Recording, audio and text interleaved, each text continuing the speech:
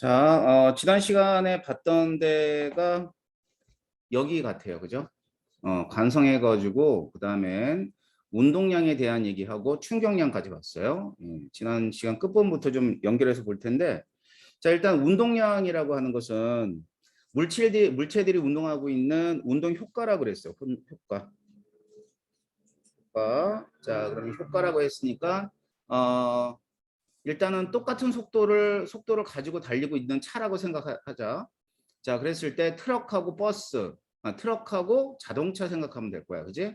그럼 어떤 애가 더 운동효과가 좋으냐면, 그러니까 부딪혔을 때 어디서 피해가 크냐 이렇게 생각하면 돼. 알겠지? 그러면 트럭하고 택시가 똑같은 속도로 가고 있다가 어디에 부딪히면 피해가 어떤 놈이 크니? 당연히 트럭이 크지. 그래서 운동효과는 트럭이 크다는 얘기는 질량에 비례한다는 뜻이야. 알겠지? 근데 똑같은 자동차가 하나는 시속 20km로 하나는 시속 60km 달리고 있어. 그럼 어떤 애가 더 피해가 크냐면 당연히 시속 60km가 피해가 큰 거야. 그러면 속도하고도 뭐 할까? 비례하겠지. 그지? 자, 그래서 운동량은 두 놈의 곱에 비례합니다. 질량과 속도. 자, 그런데 속도가 우리가 이제 앞에서 얘기한 것처럼 방향을 가지고 있기 때문에 운동량은 반드시야. 방향을 고려해야 돼. 알았어요. 자, 그래서 이쪽 방향을 흔히 플러스라고 한다면 이쪽 방향이 마이너스니까 속도에다가 플러스 마이너스를 고려해서 부호를 붙여서 계산하셔야 되는 겁니다. 그러면 운동량의 방향은 속도의 방향과 일치한다라고 보시면 돼요.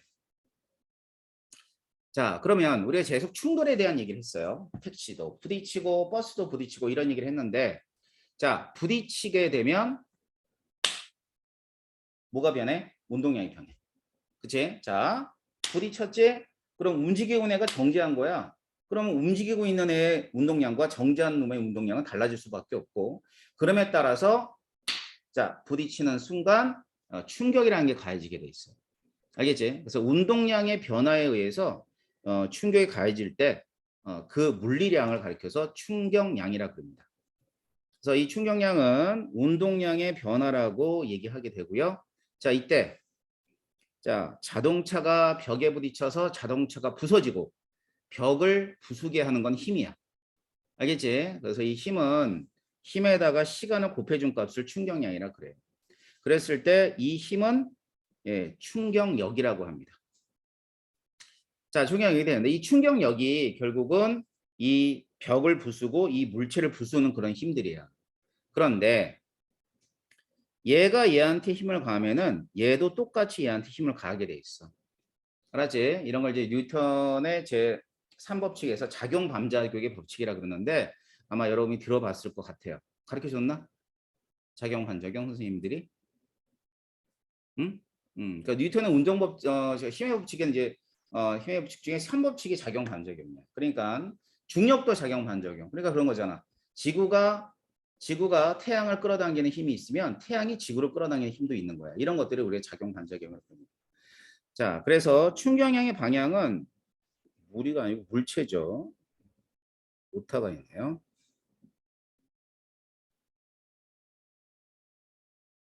자, 물체에 작용하는 힘의 방향 같습니다. 자, 그러니까 이 벽면이 이렇게 작용하면 충격의 방향이 되는 거야. 그다음 또 물체가 얘한테 힘을 작용하면 얘가 충격의 방향이 되는 겁니다. 근데 물체 입장에서 봤을 때는 항상 이제 물리는 운동하고 있는 물체들을 중심으로 얘기를 하게 돼요. 그러니까 물체 입장에 봤을 때 물체에 작용하는 힘의 방향이 되겠지. 어떤 힘이겠어? 이 힘이겠죠. 뭐. 알겠죠? 이게 충격량의 방향이라고 보시면 되는 거고. 이때 이 충격량을 어떻게 얘기하냐면 힘 곱하기 시간이라고 얘기한다 그랬지? 단위를 볼게요. 단위는 뉴턴 세크야. 그대로 해주면 돼. 힘의 단위가 뉴턴이잖아. 이제 그러면 시간의 단위는 세크이기 때문에 뉴턴 세크가 결국 충격량의 단위인데, 자, 뉴턴이 뭐냐면 F는 MA니까 뉴턴의 단위는 킬로그램 미터 퍼 세크 제곱이 결국은 힘의 단위가 되고, 그 다음에는 시간이니까 세크를 이렇게 곱해줘요. 그럼 세크 하나 지워지고 얘 하나 지워지잖아. 그치? 그럼 어떻게 되니? 킬로그램 미터 퍼 세크가 되는데, 자, 이거는 뭐의 단위와 같아? 모의 단위 같기엔 운동량이 단위가 똑같지. 운동량이 뭐하고 뭐였죠? 질량 곱하기 속도였지. 그지? 그래서 킬로그램 미터 퍼 세크는 결국은 운동량의 단위와 같기 때문에 충격량은 뭐라고 얘기할 수 있다는 거야. 운동량의 변화라고 얘기할 수가 있는 거야. 아셨죠? 이런 게 충격량입니다. 자, 그렇게 되면 자, 힘이라고 하고 얘는 시간이라고 하게 되면 이때 힘이라고 하는 건 FT죠. 저기 충격량은 FT죠. 그러니까 지금 이런 식으로 힘이 작용하고 있고 그 다음에 이제 델타 T만큼 그렇게 힘이 가해지고 있을 땐 이 면적이 충격량입니다. 이런 경우가 뭐 있을까? 이런 경우는 여러분 매일 겪는 일이야. 버스 탈 때, 자동차 출발할 때. 자, 자동차 출발할 때 일정하게 속도가 증가하죠. 그럼 가속도가 일정한 거야. 알았어? 그럼 가속도가 일정하다는 얘기는 가해지는 힘이 똑같다는 뜻이에요. 그죠? 가해짐이 똑같아요. 그래서 이제 자동차가 일정한 속도로 가기 전까지 일정한 힘을 가해지고 있는 거야. 알았지? 이런 경우는 그 자동차에 충격이 가해지고 있는 거예요. 알았어요? 뭐 충격이란 게 꼭 부딪혀야 충격이 아니라 힘이 가해지면 충격이라 그러는 거예요. 아셨죠? 자, 그래서 여기에서 FT 그래프에서의 면적이 뭐라 그랬다고요? 면적이 충격량이라면서요. 근데 이런 경우도 있어요. 힘이 계속 변하는 거지. 일정하게. 이거는 이제 등가속도는 아니에요. 등가속도는 이런 애가 등가속도야. 알았지? 이런 경우는 가속도가 계속 변하는 그런 운동이에요. 그럼 가속도가 계속 변하는 운동에서 전체 면적이 또 충격량에 해당할 것이고요. 그 다음에 뭐 이렇게 힘이 변한다고 치자. 자, 이렇게 변한다고 치면 면적이 뭐에 해당하냐면 면적이 결국 충격량이라고 보시면 될 겁니다.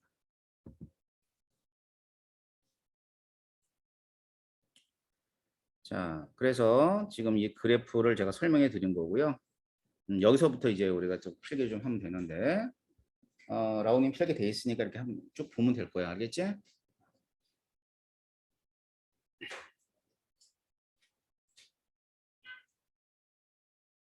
자, 충격량은 뭐의 변화량이라고 했냐면 운동량의 변화다. 라고 그랬죠. 그죠?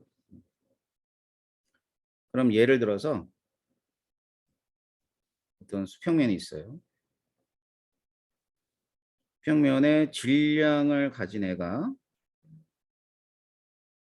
움직입니다. 자, 그러면은 질량이 이제 m이라 그럴 거예요. m.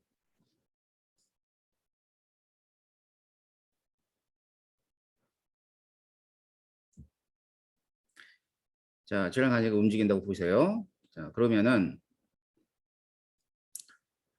얘가 이제 움직이다 보면 속도가 1m/s가 처음의 속도였어. 그런데 잠시 눈을 돌리는 사이에 얘가 뭐가 됐냐면 2m/s로 속도가 변했네요. 그지? 속도가 변했네. 1에서 2로.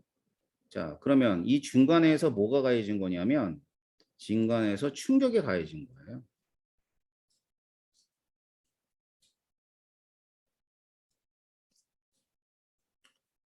알겠죠? 충격이 가해졌으니까 속도가 변한 거죠. 자, 그래서 어차피 충격량도 뭐에 해당해? 충격량도 운동량이야. 그런데 이제 이런 법칙이 있습니다. 운동량 보존의 법칙이라고 있어. 운동량은 항상 보존되게 돼 있어. 자, 그렇게 되면 이게 처음 운동량이거든. 처음 운동량. 이물체가 갖는 애가 처음 운동량이야.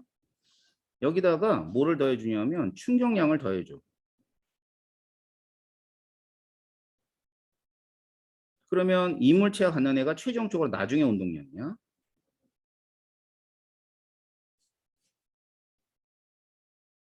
이렇게 돼 있다. 자, 처음에 운동량과 충격량을 더한 게 나중에 운동량이 돼버려야 돼. 알겠지? 그렇게 되면 결국은 충격량은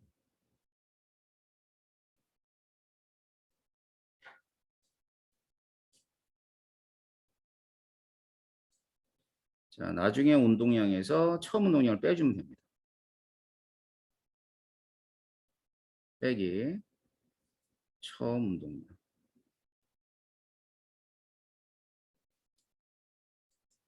이러면 되겠죠? 자, 얘를 이제 식으로 정리해 보면 충격량이 이렇게 될 것이고요. 나중 운동량은 MV2 빼기 MV1. 자, V2가 나중에 V2가 나중에 속도고 V1이 처음의 속도로 하자 말이에요. 그렇게 되면 얘는 M 앞으로 빼고 V1 마이너스 V2 마이너스 V1이 될 것이고 얘를 갖다 뭐라 그러냐면 얘를 델타 V라고 해요. 자, 그래서 이제 충격량, 자, 임팩트죠. 얘는 델타 T에다가 질량에다가 델타 V. 자, 이런 걸 우리가 충격량이라 그러고 충격량과 운동량의 관계는 결국 뭐에 해당하냐면 운동량의 변화라고 생각하시면 될 거예요. 그래서 가장 중요한 내용은 바로 여기 있네요.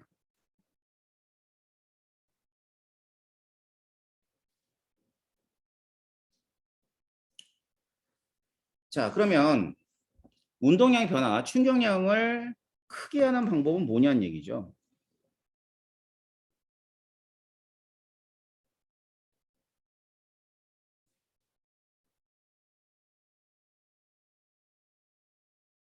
변화가 있고 얘는 충격량이라고 그랬는데 자, 요거를 크게 하는 방법.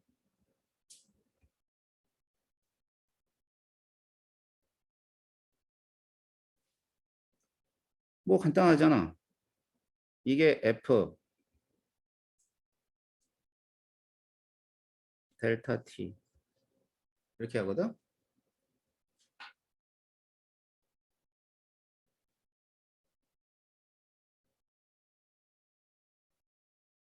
자, 힘이 크게 하던가 혹은 델타 T를 크게 하던가. 그 구기 있죠. 라켓으로 하는 구기 종목 있잖아. 테니스 쳐봤나? 라운 테니스 쳐봤어? 그럼 뭐 쳐봤어? 탁구. 탁구 쳐봐. 배드민턴 쳐봤어? 배드민턴? 안 쳐봤어? 쳐봤어? 어. 근데 이제 그 배드민턴 그래. 근데 이제 배드민턴보다는 테니스나 골프나 이런 이제 그 딱딱한 거에서 공을 딱딱한 면으로 공을 치는 그런 운동이 있어. 운동이 있는데 자 봐봐. 이제 공이 와가지고 이 라켓에 맞아요. 튀어나가면 운동량의 변화가 생기는 거지. 맞지? 그럼 어디서 충격이 생기니? 이 라켓에 충격이 생겨. 그럼 상대방이 공을 못 받으면 제일 좋은 거지. 그럼 상대방이 공을 못 받으려면 어떻게 해야 되지? 공이 빨라야 돼. 그치? 자, 그러면 이제 사람들마다 힘은 그렇게 크게 큰 차이가 없어. 남자, 여자는 큰 차이가 있는데 여자들끼리는 큰 차이가 없단 말이야. 그러면 어떻게 해야 돼? 이제 빠르게 공을 보내고 싶으면 델타 T를 늘려야 돼. 델타 T를 늘리면은 충격량이 크니까 어떻게 될까? 공이 빠르게 간다고. 그래서 자, 끊어치지 말고 이제 밀어치란 말을 많이 써. 그러니까 밀어치라는 얘기는 뭘 뜻하는 거냐면 델타 T를 늘리라는 뜻이야. 델타 T를 늘려서 접촉하는 시간을 늘리면 그만큼 저쪽 상대방이 빠른 공이 올 테니까 우리가 못 받는다 이런 뜻이에요. 무슨 말인지 알겠어요? 그래서 이제 구기 종목에서 이제 여러분들도 또 취미생활 하다 보면 그 코치들이 이럽니다. 밀어치세요 이래요. 끊어치는 건 뭐냐면 끊어치면 델타 T가 작으니까 빠르게 공이 상대방 쪽으로 못 가는 거예요. 이해되나? 그리고 골프 같은 거 이제 여러분들 저기 요즘에는 부모님들도 골프를 많이 하는데 골프도 마찬가지예요. 골프도 먼 거리를 가야 돼, 그지? 그럼 먼 거리를 가려면 처음 속도가 빨라야 되겠다, 그지? 그럼 어떻게 해야 돼? 델타 T를 늘리면 그만큼 충격이 강하니까 쭉 뻗어서 먼 거리를 갈 수가 있는 거야. 알았어요? 자, 그런 겁니다. 그래서 운동의 변화는 크게 하는 방법은 뭐 얘나 혹은 얘를 갖다 크게 하면 된다라고 보시면 될 거예요. 자, 그런데 우리가 이제 생활하는 데 있어서는 지금 이 단원이 뭐냐면 안전장치에 관한 얘기들이야. 그러니까 충격량을 늘리는 게 아니라 충격량을 오히려 감소해야 되는 거예요. 알았지? 자, 그래서 충격량이라기보다는 충격력이라고 생각하면 돼. 왜냐하면 사람의 뼈가 부러지고 사람이 다치고 뭐 이런 것들 있잖아. 그런 건 뭐 때문이야? 힘 때문에 무조건. 알았지? 자, 힘이 뭐냐면 물체의 모양과 운동 상태를 변하게 하는 게 힘이라 그랬기 때문에 우리가 충격량에서도 충격력에 의해서 부러지고 다치고 죽기도 하고 막 이러는 거예요. 알았죠? 그러니까 안전장치와 관계되어 있는 충돌에서는 충격력을 작게 해야 되는 거죠. 그래서 자, 물체가 있어요.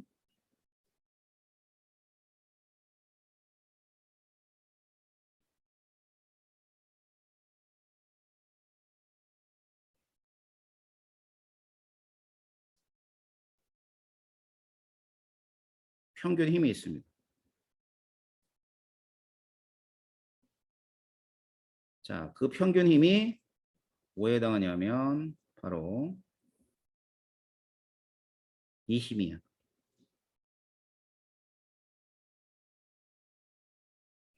이 힘이라고. 그래서 얘는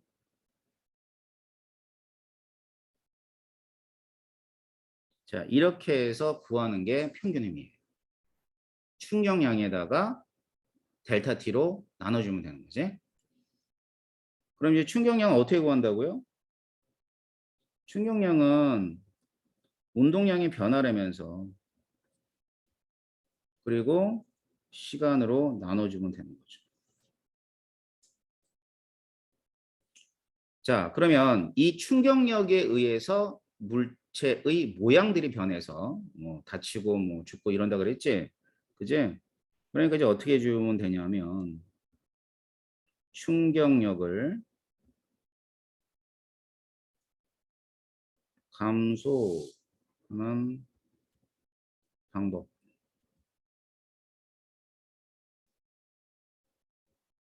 줄여서 충격 줄이기. 자, 충격을 줄이는 방법이야? 뭐 일단 얘가 작으면 되겠죠. 사람들이 얘가 작으면 된다는 걸 다 알아 사실은. 자, 우리 이제 우리가 늘 타고 다니는 자동차를 예를 들면 얼마 전까지 보통 이제 도로에서 평균 그러니까 제한 속도가 60km였어. 시속 60. 지금은 얼마로 돼 있냐면 50으로 10km를 낮췄어요. 알았지? 그래서 지금은 뭐 도로이죠. 이 앞에 있는 도로들 이거 50 넘어가면 카메라 찍히고 막 그래요. 자, 그러면 왜 60에서 50으로 낮췄냐면 이거 줄이려고. 아니 자동차의 무게를 줄일 수는 없잖아. 사람의 기호에 따라서 뭐 취향에 따라서 큰 자동차도 몰고 작은 자동차도 모는데 속도를 줄이면은 그만큼 충격을 줄일 수가 있는 겁니다. 알겠어? 자, 그러면 좋을 텐데 사람들이 그러진 않죠. 그지? 막 마구마구 달리지. 자, 그렇기 때문에 우리는 얘가 일정할 때를 가정을 해보자. 운동량의 변화가 일정할 때.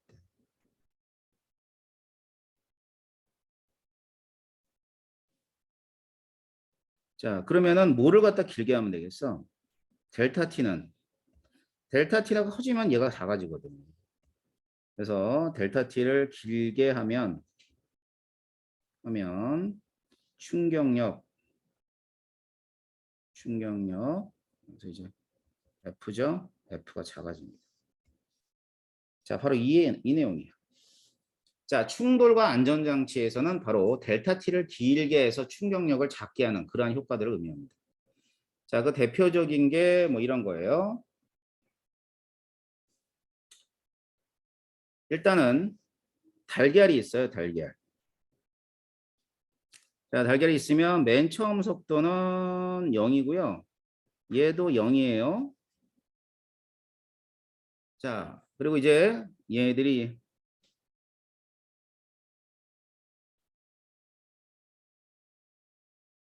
자, 바닥까지의 높이를 h라고 하자. 그러면 처음 속도가 똑같이 0이듯이 h가 똑같으면 나중 속도는 같아요, 안 같아요? 같겠죠. 그치? 같단 말이야. 그럼 같다는 얘기는 운동량의 변화가 어떻다? 똑같다 이 말이죠. 알았지? 그래서 V라는 속도로 움직이던 애가 부딪히면서 스탑, 정지해야 한 거야. 자, 얘도 V라는 속도로 움직이던 애가 부딪히면서 정지한 거란 말이야. 그렇다면 운동량의 변화가 동일하다는 것은 충격량은 같아요. 푹신한 애나 딱딱한 바닥이나 충격량은 동일하다는 뜻입니다. 자, 그렇게 되면 이 달걀을 부수게 하는 건 충격력이라 그랬고, 충격력을 어떻게 해줘야 돼? 작게 해줘야지. 그러니까 이제 여기는 시간이 짧고요. 반면에 푹신한 방석은 시간이 길어요. 충돌할 때. 그렇게 되면 힘이 어떻게 되냐면 얘는 커질 것이고 얘는 작아질 거니까, 그래서 이런 것들이 평균 힘이겠지. 이 평균 힘에 의해서 이제 힘이 큰 쪽에서는 부서지고 힘이 작은 쪽에서는 안 부서지는 거죠. 알겠죠? 이런 거 되게 많죠. 예를 들면 야구 좋아해? 야구? 야구 별로 안 좋아해? 나도 별로 안 좋아해. 언제 해놓고 나오겠어. 나 야구를 안 좋아한다 그러면 남자 아니라고. 야, 남자고 야구 좋아해야 될 일은 없잖아. 그치? 그치? 남자도 야구 별로 안 좋아할 수도 있지. 그냥 되게 졸립더라고. 자, 그 야구에서 포수한 돌이래다 공을 던져요. 맞지? 자, 그럼 투수가 던진 공을 갖다 받을 때 이렇게 뻣뻣하게 딱 이렇게 해서 받진 않아. 어떻게 받냐면 공을 받을 때 살짝 그러니까 뒤로 약간 당기면서 받죠. 그지? 그러니까 몸 안쪽으로 당기면서 공을 받아. 그러면 어떨까? 손바닥이 덜 아픈 거야. 굉장히 아프대요. 그 프로야구 선수들이 투수들이 던지는 거는 보통 사람 받지도 못하고 선수만 받을 수 있는데 그 사람이 정확하게 내 손에 꽂아줘도 못 받는데 너무 아프대 손바닥이. 그러니까 이걸 이렇게 당기면서 안쪽으로 잡아 당기면서 받는 거야. 그러면 뭐를 늘리는 거야? 그것도 델타 T를 늘리는 거야. 그런 여러 가지 그 예들이 있어요. 자, 그래가지고 이제 보게 되면 딱딱한 바닥에 떨어지나 아니 푹신한 방석에 떨어지나 결국은 운동량의 변화가 동일하다라고 하는 것은 운동량이 동일한 거지. 면적이 같아요, 안 같아? 같아요. 요거랑 같아. 똑같다고. 그럼 뭐 같다는 얘기야? 충격량이 같다는 뜻이에요. 자, 충격량도 운동량이니까 우리가 아까지 그 그래프에서 전체 면적 운동량이었지. 근데 이런 경우는 운동량이 변했기 때문에 결국 충격량이 같다는 뜻입니다. 자, 그럼 면적이 동일한데 하나는 시간이 길고 하나는 시간이 짧다 보니까 뭐가 달라요? 평균 힘이 달라요. 자, 요게 평균 힘이야. 요게 아니야. 평균 힘. 얘가 평균 힘이 되는 겁니다. 알겠어요? 그래서 어디가 더 큰 거냐면 평균 힘은 당연히 바닥면에 떨어질 때가 평균 힘이 크기 때문에 그만큼 달걀의 형태를 유지하기 힘들다 이런 뜻이죠. 부서진다 이런 뜻이에요. 아셨어요? 자, 그래서 뭐 이런 것들이 이제 충돌과 안전장치에 관한 얘기들인데, 자, 그래서 안전사고 예방과 안전장치 굉장히 많지만 뭐 일단 지금 배웠던 얘기로 하게 되면 이런 원리를 이용한 게 뭐 있어요? 에어백. 에어백이 이렇게 되죠. 그다음엔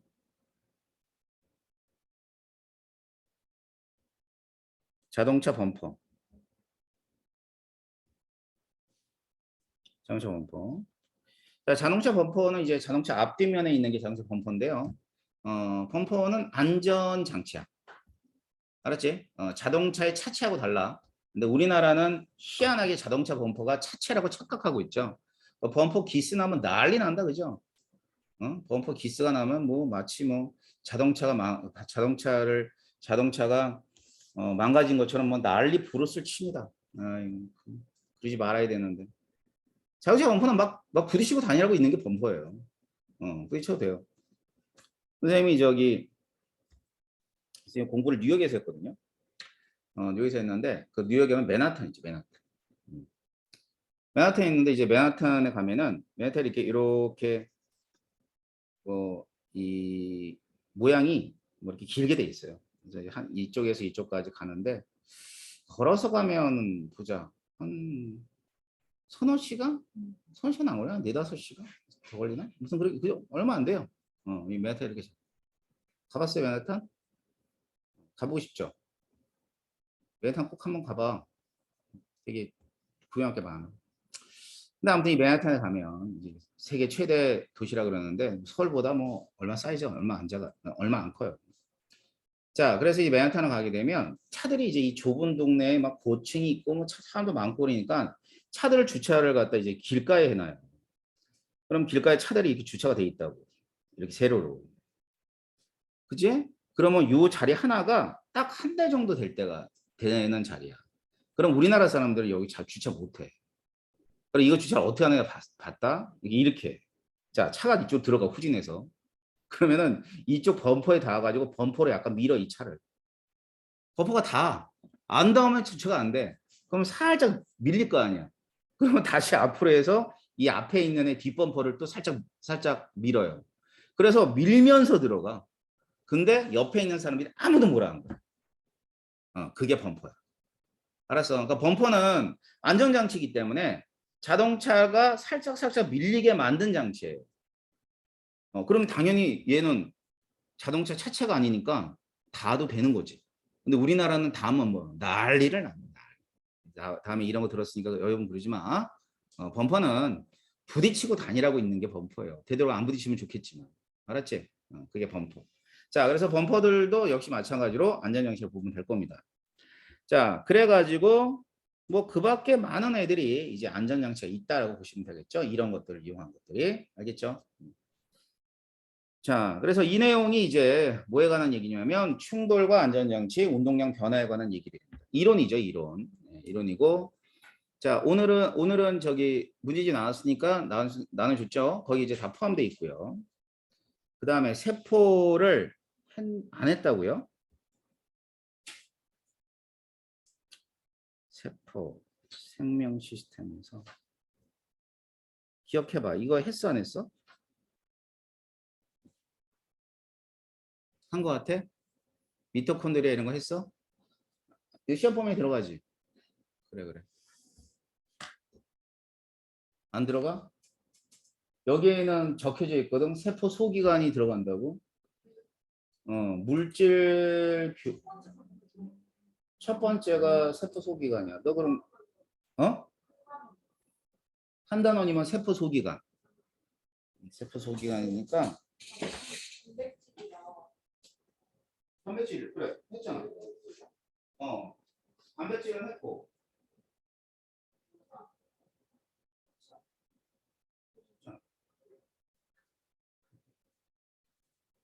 왜 그래? 그냥 세포.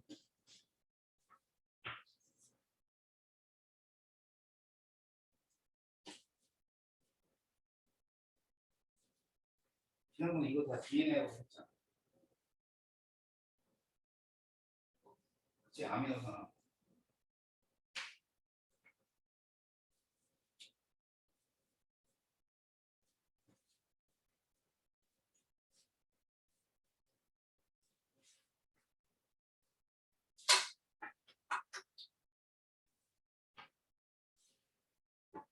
필이 안 줄게.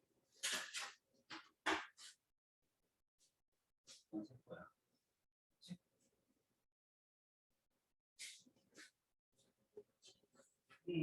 올라왔어.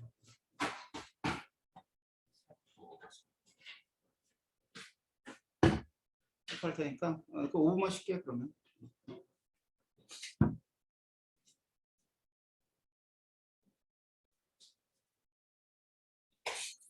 자, 여러분들 시험범의 마지막 내용 정리입니다. 세포 소기관이 나온다 그랬으니까 세포 소기관에 관한 얘기를 좀 보는데 일단은 자, 여기 이제 그림 좀 보면은 이게 조금 더 자세한 그림이야. 하지만 이제 고등학교 1학년 수준에서의 세포는 그렇게 자세하게 나오진 않아요. 자, 일단 뭐 볼게. 우리 이제 배우는 세포 소기관 같은 경우는 뭐 편모니 이런 것들은 안 나와. 그다음에 중심 리빈이 세포 골격 같은 것들도 안 나옵니다. 큰 기관들만 이렇게 나온다고 보시면 돼요. 그래서 이제 리보솜이 있는데 리보솜은 여기 이제 소포체인데요. 이 소포체의 면 위에도 있고 세포 질에도 있는 게 리보솜이에요. 알겠지? 여기 점 보이죠? 점 돼 있는 거. 그다음에 이제 뭐 세포막 말고 리소좀이라고 있어요. 여기 이렇게 주머니 모양으로 되어 있는 거 있죠? 이게 리소좀이고요. 그다음에 이제 미토콘드리아 되게 중요한 기관이죠. 미토콘드리아. 그다음에 여기는 소포체에 해당하고 얘네들이 이제 골지체에 해당합니다. 그러니까 미토콘드리아 이게 뭐 한두 개 있어요. 이렇게. 이런 식으로 돼 있는 거고. 그럼 이게 동물세포예요.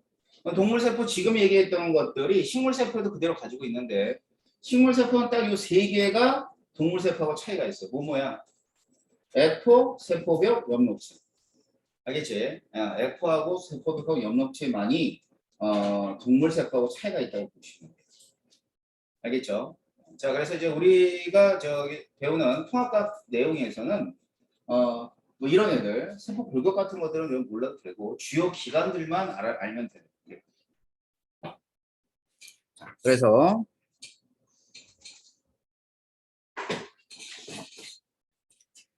자, 여기에는 이제 기능도 있지만 제가 이제 조금 더 자세하게 정리를 해 놓은 부분이 있으니까 보도록 합시다. 자, 일단은 세포막이 있는데 세포막은 이제 세포를 둘러싸고 있는 막이겠죠. 뭐 큰 기능을 가지고 있는 건 아니고 세포를 어떻게 보면 보호하는 게 세포막일 거예요. 자, 그래가지고 핵부터 좀 볼게. 핵. 자, 일단은 세포의 주요 기능이 뭐냐면은 세포는 단백질을 합성하는 그러한 기능을 가지고 있어요. 물질을 합성하는. 다시 말하면 세포라고 하는 것은 커다란 화학 공장, 그러니까 작은 화학 공장이지 커다란 게 아니라 작은 화학 공장이라 생각하면 돼.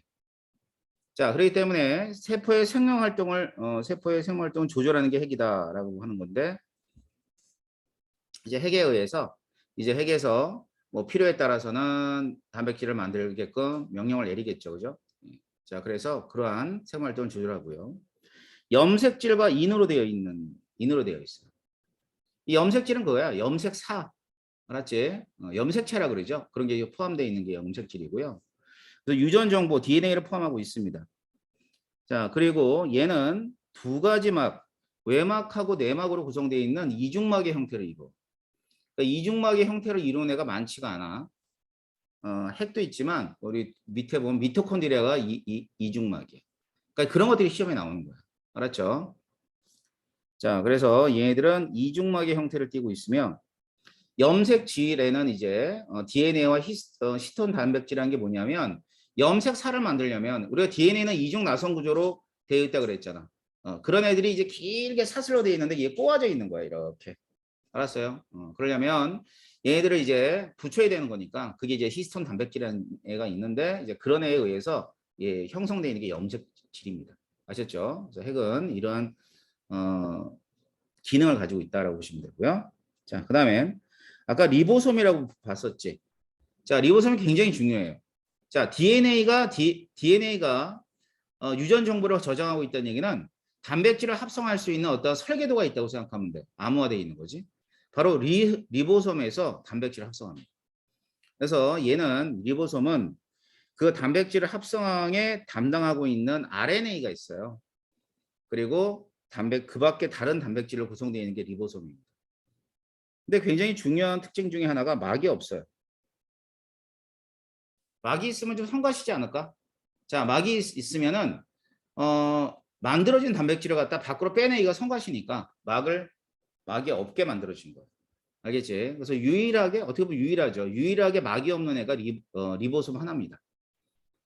자, 핵도 있고요. 다 있어요. 지금까지 배우는 애들 중에 다 막이 있는데 이 리보솜은 막이 없어요. 그래서 어디 존재하냐면 세포질과 소포체 면에 존재하는 애들이 리보솜. 리보솜 굉장히 자주 문제화돼서 나오는 애 중에 하나예요. 알겠지? 다음에 소포체. 아까 소포체가 어디에 있던 애들이었냐면 여기 있는 애들이 소포체야.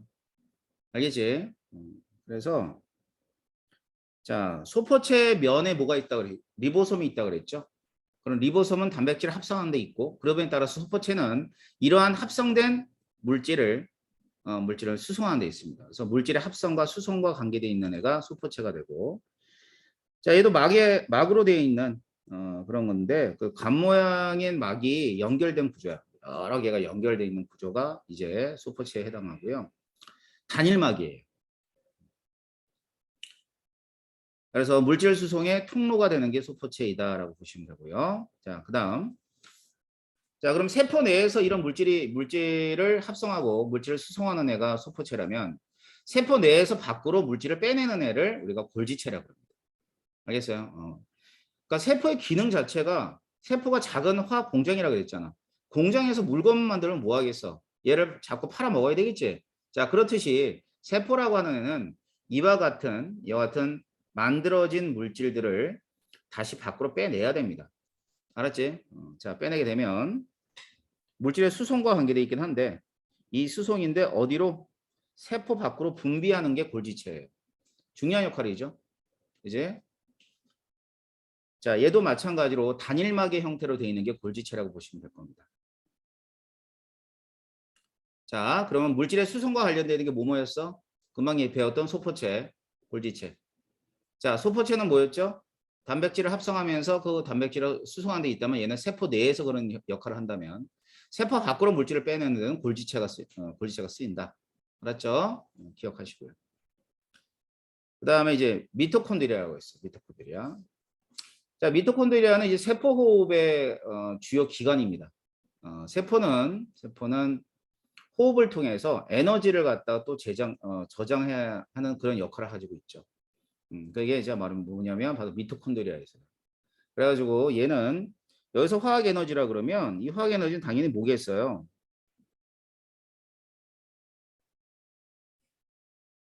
포도당이겠지. 포도당.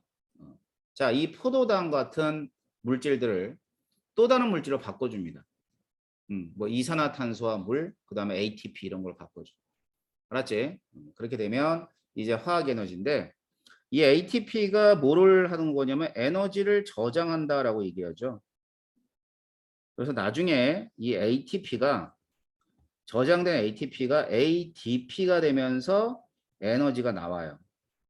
이렇게. 알았지? ATP 형태로 합성되어 있다가 ADP가 되면서 에너지를 내놓는 거야. 알았지? 그러니까 결국 ATP는 에너지를 저장하고 있는 형태라고 보시면 되는 거죠. 자, 그런데 핵과 마찬가지로 이중막의 구조로 갔습니다. 자, 이중막 구조가 가는 게 두 가지네. 그지? 세포의 핵하고 그다음엔 미토콘드리아. 그래가지고 이 내막의 안쪽에는 자체 DNA를 갖고 자체 리보솜을 갖는 애가 또 미토콘드리아예요. 알겠죠? 그래서 굉장히 특이한 기관 중에 하나입니다. 그래서 이제 미토콘드리아는 에너지를 생산하는 그러한 기관 중에 하나고요. 자, 그럼 지금까지는 되게 주요 기관이었는데 자, 우리 또 뭐 중요하지 않지는 않지만 우리 인간도 마찬가지죠. 뭔가를 먹고 그다음 소화시키고 이런 것도 있는데 이 노폐물에 관한 기관들이 있어요. 그죠? 소화기관. 바로 세포도 이와 같은 소화기관이 하나 있습니다. 그게 뭐냐면 리소좀이에요. 알겠지? 아까 리소좀이 뭔지 아까 봤었죠? 이렇게 주머니 모양으로 되어 있는 거. 그래서 얘는 물질을 분해한다는 얘기는 어떤 애들이냐면 세균이라든가 노폐물 같은 애들을 분해를 해요. 알겠죠? 이러한 세균과 노폐물 같은 걸 분해하는 역할을 하는 게 리소좀이에요. 그래서 이제 소화를 담당한다라고. 그러니까 우리도 이제 소화를 담당하는 뭐 여러 기관이 있죠. 위나 아니면 소장 같은 경우는 그런 거잖아. 그지? 물질을 분해하고 분해하는 거니까 마찬가지로 리소좀에서는 물질을 분해하는 그러한 기능을 담당하고 있고요. 얘도 막 구조예요. 예. 주머니처럼 생겼다 그랬잖아. 그래서 단일막 구조가 리소좀에 해당합니다. 그 6번까지의 이런 소기관들은 동물세포와 식물세포에 공통적으로 존재하는 거라면 식물세포에만 존재하는 애가 딱 세 가지라 그랬죠. 뭐였어요? 액포, 엽록체, 세포벽. 세포막은 공통적으로 존재해.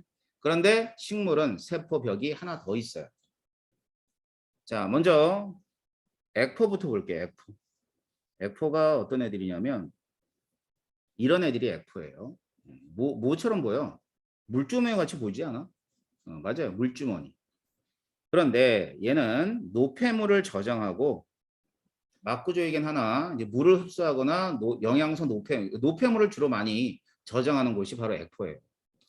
자, 그러다 보니까 물의 출입이 있는데 결국은 점점 커져 액포가. 알았어. 점점 커지다가 이제 성장한 그 식물 세포 같은 경우는 뭐 거의 액포만 있다고 액포가 거의 차지한다고 보면 돼요. 그래서 세포의 많은 부분을 차지하는 부분이 액포입니다. 알았죠?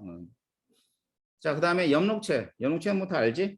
네, 광합성을 담당하는 그러한 기관인데, 자, 엽록체 같은 경우는 이 안에서는 이제 여러 가지 반응이 있죠. 명반응, 안반응 그래가지고 두 가지 반응이 있는데, 그거는 이제 여러분이 신경 쓰지 않아도 될 것 같고요. 그냥 광합성을 담당하는 기관이 엽록체다. 그다음에는 세포벽이 있습니다. 자, 세포벽은 뭐냐면 세포막을 싸고 있는 막이에요. 알겠지? 그래서 세포막을 싸고 있는 이런 막을 우리가 세포벽이라고 합니다. 그래서 이 세포벽에 의해서 생물들 같은 경우는 이렇게 형태들을 저런 형태를 식물들 뭐 주위에 많이 있죠. 저런 형태를 유지하게 되는 그런 게 세포벽 때문이겠죠. 자, 기관들 알겠어요? 기관들은 다들 외우고 그림에서 어떤 애가 핵이며 어떤 애가 소포체이며 어떤 애가 리보솜이며 그다음에 리소좀은 또 뭔가 뭐 이런 것들 골지체 이런 것들 전부 다 기억하셔야 돼요. 그래서 리소좀 안 나와 있네. 자, 그러면서 리소좀을 얘기하면 이 부분이겠죠. 리소좀. 글씨가 왜 그래?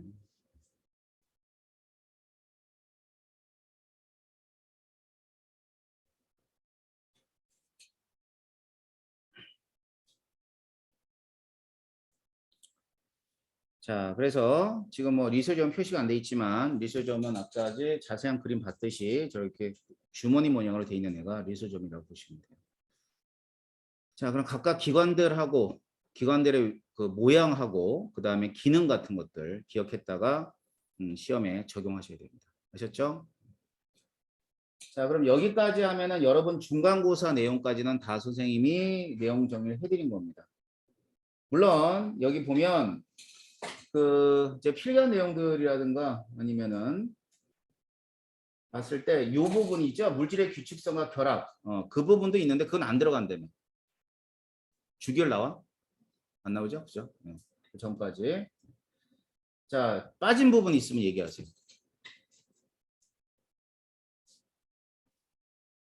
빠지면 없겠지? 이쪽은 다 2학기 때 내용일 테니까.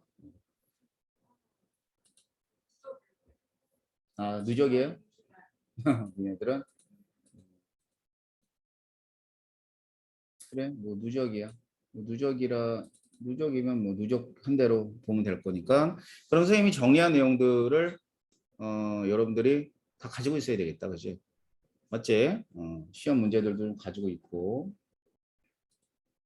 자, 그래서 오늘 내용은 이렇게 되고요. 남은 시간 동안에는 족보다 큰 문제를 좀 푸세요. 풀다가 마치도록 할 겁니다.